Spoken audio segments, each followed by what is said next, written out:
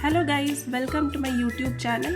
तो ये video dedicated है जेई मेन के ऊपर, जो कि अप्रैल फेज़ के लिए है। क्योंकि जनवरी का फेज़ निकल चुका है, इसीलिए हम उस पर बिल्कुल भी बात नहीं करेंगे, क्योंकि वो उसका रिज़ल्ट भी डिक्लेयर हो चुका है। इसीलिए अब जो आने वाला है हम सिर्फ़ और सिर्फ उस पर बात करेंगे, क्योंकि अब वही हमें बचा सकता है अगर आपका जनवरी का स्कोर अच्छा नहीं हुआ है इन केस। तो वीडियो शुरू होने से पहले मैं आपको ख़ुद के बारे में बताना चाहती हूँ। मैंने जेई मेन का एग्ज़ाम 2020 में दिया था, जिसमें कि मेरा स्कोर अप्रॉक्स 167 के आसपास था, जिससे कि मुझे IIST शिवपुर में एडमिशन मिला था, मैकेनिकल इंजीनियरिंग। तो अब वीडियो मुझे लगता है शुरू कर देना चाहिए। तो सबसे पहले हम देखते हैं कि इसका एग्ज़ाम जो है ना वो कंप्यूटर बेस्ड है। आपको ये सब ऑलरेडी पता होगा। वो 3 घंटे का है, 75 क्वेश्चंस आएंगे टोटल, जिसमें कि 25 पर सब्जेक्ट होगा, फिजिक्स, केमिस्ट्री एंड मैथ्स, जिसमें कि 20 MCQs होगा और 5 न्यूमेरिकल वैल्यू क्वेश्चन। तो सबसे पहला टिप मैं आपको ये देना चाहूँगी कि बिल्कुल भी आप गेस मत करिए। अगर आपको नहीं आता है तो आप वो क्वेश्चन छोड़ दीजिए, क्योंकि इसमें निगेटिव मार्किंग होता है, जो कि आपके स्कोर को अच्छा खासा कम कर सकता है। और यही चीज़ मेरे साथ भी हुआ था, इसीलिए मैं नहीं चाहती हूँ कि आपके साथ भी वो हो, क्योंकि मैंने बहुत सारे क्वेश्चन में ऐसे ही ऑप्शन को सेलेक्ट कर दिया था जो कि मुझे नहीं आता था। तो उसके वजह से मेरा जितना मैंने अटेम्प्ट किया था उसके कंपैरिजन में बहुत ही कम स्कोर आया था मेरा, क्योंकि तो अब हम चलते हैं इम्पॉर्टेंट डेट्स के ऊपर। तो अप्रैल फेज़ के लिए रजिस्ट्रेशन ओपन हो जाएगा 1 मार्च से। आज है 18 फरवरी, तो हमारे पास कुछ 16 दिन बचते हैं रजिस्ट्रेशन ओपन होने के लिए। और लास्ट डेट है 15 मार्च। 15 मार्च तक आपको अप्लाई कर देना है, और एडमिट कार्ड रिलीज़ हो जाएगा उसके 10 दिन के बाद, मतलब 25 मार्च को।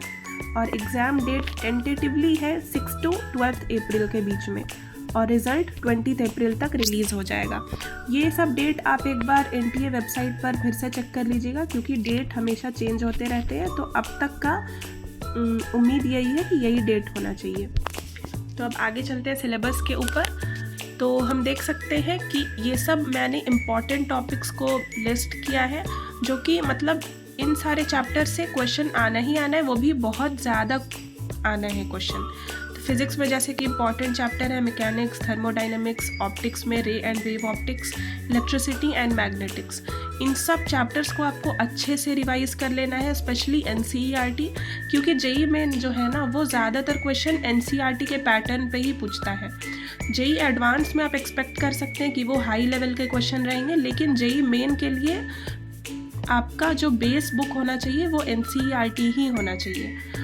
और केमिस्ट्री के लिए तो मैं कहूँगी कि आप इनऑर्गेनिक के लिए बिल्कुल NCERT के ही भरोसे रहे, क्योंकि उसमें सारा का सारा क्वेश्चन, मेरे टाइम पे तो सारा क्वेश्चन इनऑर्गेनिक का NCERT से ही आया था। तो आप बिल्कुल उसको भूले नहीं।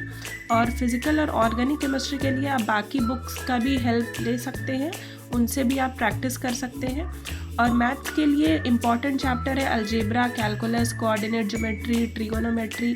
तो इन सब पे आपको अच्छे से ध्यान देना है। NCERT के अलावा भी आपको कुछ इम्पॉर्टेंट बुक को भी प्रैक्टिस करते रहना है। और ये सब कुछ टिप्स हैं जो कि आपको ध्यान रखना चाहिए। आप अभी से ही अगर आप ध्यान देंगे तो अभी भी मैं कहूँगी कि आपके पास इनफ टाइम है प्रिपेयर करने के लिए। तो सबसे पहले आप एक टाइम टेबल बना लीजिए कि मुझे दिन में 4 से 5 घंटा पढ़ाई करना है आफ्टर द कोचिंग टाइम और स्कूल टाइम, ठीक है। फिर आपको प्रीवियस ईयर पेपर पे भी प्रैक्टिस करना है। आप डाउनलोड कर लीजिए प्रीवियस ईयर पेपर, और उसको आप बार बार अच्छे से सॉल्व कर लीजिए, टाइमिंग लगा के सॉल्व कीजिए। इससे आपको पता चलेगा कि आप कम मतलब प्रॉपर टाइम में आप कितना क्वेश्चन सॉल्व कर सकते हैं।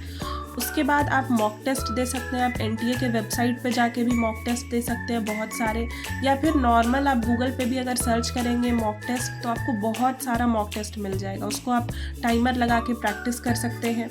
10 से 15 मॉक टेस्ट मुझे लगता है आपको बिल्कुल प्रैक्टिस करना चाहिए अच्छे कॉन्फिडेंस के लिए। उसके बाद आपको शॉर्ट रिवीजन नोट्स तैयार करना चाहिए NCERT की मदद से, या फिर जो प्रॉपर फार्मूला होता है वो आप एक जगह इकट्ठा करके लिख सकते हैं, क्योंकि जेई मेन में ना ज़्यादा टफ क्वेश्चन आता नहीं है।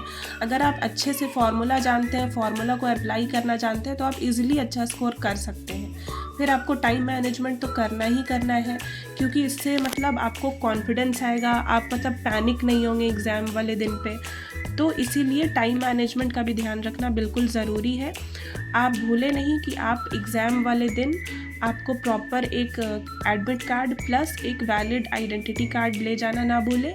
उसके बाद मैं आपको यही कहूँगी कि आप टेस्ट सेंटर पे 1 घंटा पहले पहुँच जाइए, ताकि आपको प्रॉपर पैनिक नहीं हो, क्योंकि अगर आप लास्ट मोमेंट पे आएंगे ना तो आपको एक पैनिक फील होगा, क्योंकि आपके पास कम टाइम रहेगा, आप और ज़्यादा नर्वस हो जाएंगे। इसीलिए आप 1 घंटा पहले ही सेंटर पे पहुँचे, और आप नॉर्मल वाटर बॉटल ले जा सकते हैं। और ऑल द बेस्ट। अगर आपको कोई भी क्वेश्चन है तो आप कमेंट सेक्शन में आप मुझे मैसेज कर सकते हैं।